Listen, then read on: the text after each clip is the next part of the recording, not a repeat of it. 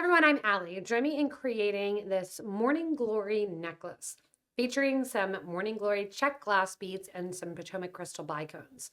Remember, if you need any materials, go ahead and look below the video in the description to get links to our website with all the details and exact supplies that you need to create. Gather up your materials and let's get started. So for the Morning Glory necklace, there's a couple different ways that you can do this design.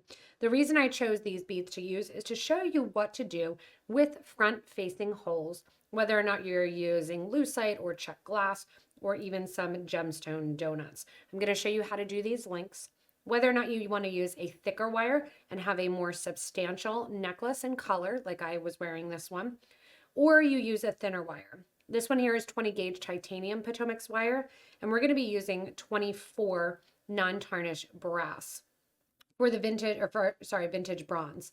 The vintage bronze in the 24, you're going to see how it differs and how it lays when you have that material for the size and gauge and thickness of the wire. We're going to be using this Morning Glory mix in the tropical colors along with some 4mm Potomac crystal bicones. You want to have handy also a pair of round nose pliers, a wire cutter, and also a chain nose plier too to help us bend at the very end.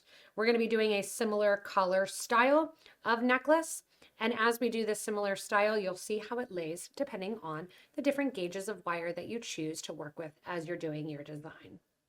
So for this design that we are working on, we are going to be working with the Tropical Collection, and I'm going to be working with 24 gauge wire again. So this one's 20 here. It gives a little bit more substantialness to the design, but it also makes it lay a little stiffer on the neck, and it's just a completely different look. So I'm going to show you what the thinner versus the thicker looks like. If you have a front hole facing bead, you need to decide how you're going to connect it. One way is to have it drop down, but what if you want to use it in the middle? You're going to take your wire, and I'm using, again, 24 gauge wire. I'm going to leave about 1 inch on the back side of the flower, and I have about 2 feet on the front side that I'm working with that I cut. I'm bending the wire with my fingers. Even I was able to do this with the 20 gauge titanium. And I'm going to take the front wire and do a little tiny bend in it. See how you get that just little tiny bend, about a 90-degree angle. From here, I'm going to take the shorter wire and I'm going to twist it 2 times around the longer wire. We're going to take our wire cutter then, cut off the extra wire, take your needle nose pliers, chain nose, needle nose, and you're going to flatten that out because we don't want anything to catch on any of our clothing. This same technique will also work for bracelets and necklaces and a lot of other buttons that you may want to design. If you have a front-facing button with 2 holes, you would do this on one side and then connect to the other one rather than sharing the middle hole. Once I have that wire through, I'm going to cut this down just for the point and purpose of the video. I'm going to add my hyacinth 4mm bicone. Now a 4mm crystal bicone will fit up to the 20 gauge wire, so that's something to keep in mind when you're selecting what beads you're using for this design. If you want to make the flowers not as heavy looking, you can also choose a bigger bead to separate out. From here, I'm going to add my next flower. I'm going to put on the next flower and just eyeball it. See how I have an equal distance kind of behind that is equal to about the 20 millimeters of the piece itself. I'm going to put it in, and again, same thing with the 20 gauge, bend the flower down. That creates a little 90-degree bend with the wire coming out the front of the flower. I'm going to bend that around the front of the flower, bring that wire toward the back of the flower, and wrap around once, twice, going toward the bicone. I'm really pinching in fairly hard on that Czech glass bead, so that way I have that nice wire setting. Again, after doing so, I'm going to go in with my needle nose pliers and just make sure that that end is down. Once you have 2 on, you're going to continue. So I'm going to take my piece of wire, once again, new piece, do a little less than 1 inch now because you don't need that full inch. Bend to the side here, bend that wire, and just with your finger create that little turn. Wrap once, twice around. You can grab your pliers if you need to. The thicker wire is going to be easier to bend actually with your hands and kind of control it a little bit. The thinner wire wants to do its own thing. Go ahead and take your needle nose plier, flat side towards the project, and cut off that extra wire. Pinch down that wire. Add on the bicone. And then add your next bead. Once again, going up through the center of the bead. Fold the bead down towards the bicone, kind of center it. Fold the wire down along the bead.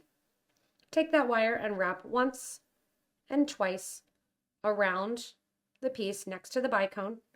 Cut off the extra piece and continue on. You'll notice right away that it doesn't have a ton of flexibility. However, you can bend the wire because it is flexible. So you have the choice whether or not you want to do something that's going to be a little bit thinner, where the flowers stand out a little bit more, or you want to go thicker and make the wire more of the focus. I'm going to continue on adding in my different tropical colors as I progress with this vintage bronze wire, adding more of the flowers, continuing on about 16 or so. Once you finish up your design, you're going to want to add your clasp. Now, in the case of the thicker wire here, I did a single loop on the end of my last morning glory. And because we're using a thinner wire, I'm going to show you how to use a double loop as your loop to attach to your clasp. You're going to put on your regular bicone like you've been doing. And instead of going in and creating another flower link, you're going to grab your round nose pliers and you're going to go to the very back of the round nose pliers. We're going to make the loop big, going over the round nose pliers once, spinning them in our hand so we can take that wire the whole way around there, fixing it in our hand again so you're repositioning, because basically you want almost that split ring look where the wire is doubled over and you have two loops on the side. Doing that then, you're going to kind of turn it to the side and you're going to coil the extra wire, just like we've been doing, right above that bicone. So when you open it up then and put it back on your round nose just to kind of straighten it out, you're going to end up with that loop that's sitting directly next to your last one of your beads. Go ahead and cut off the extra wire. And on the other side of the necklace, we are going to create a clasp closure of just a hook and eye. So with the thicker, you can see how it goes in right here. Thinner is going to be the exact same way. So you may need to grab a little bit more wire off. And I want to have at least about 4 inches or so of wire for this technique. I'm going to go through my last bead out the side, just like I've been doing, kind of coil that around. You can see how you're able to use your hand to kind of control the wire. And then when you need to, go in with your wire cutter, cut that down, go in with your chain nose plier or your needle nose plier and kind of pinch it. If you need to, you can even pinch those coils closer together. Drop on your last bead. And then we're going to make a hook on the opposite side to go into our eye. To do the hook here, we want to go about 1 inch up, and we are going to bend the wire down upon itself.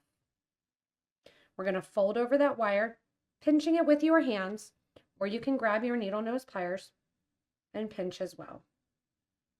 You want that wire folded over right next to itself and pinched up.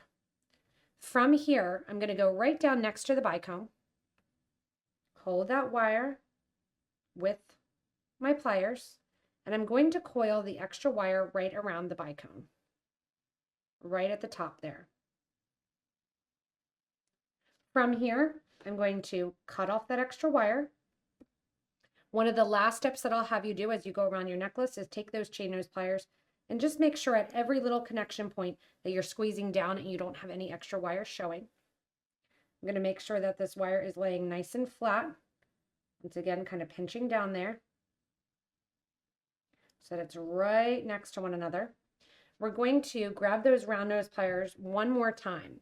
If you're making a loop that's a little bit larger, a Bic pen works perfectly to work as a mandrel. I'm going to hold this and I'm going to bend towards the front. So I'm bending that towards the front of the design, going in with my round nose plier and bending the extra wire right over the round nose plier. From here, I want to take my pliers and just bend that last little bit up ever so slightly. So that way it's an extra little protection from it falling out the edge. At this point then, it has enough strength and durability to hold your necklace and for the design in its element. You can also use the same thing for a bracelet. If you're using a bracelet, I would suggest for the hook and eye to go up to that 22 or 20 gauge just because it gets a little bit more wear and tear as it gets pulled on you. As always, I hope you learned a lot in this video working with front hole beads, whether or not you're working with wire or even taking some thread opposite ways and kind of knotting off like one of our cup button bracelet designs. Remember, if you do want any materials, go ahead and look below the video in the product description underneath the video, and it'll have links to get everything from our site. Also, don't forget that you can always comment with ideas or helpful hints or questions to help out this amazing beading community. Thanks so much for watching, and stay tuned for our next inspirational video.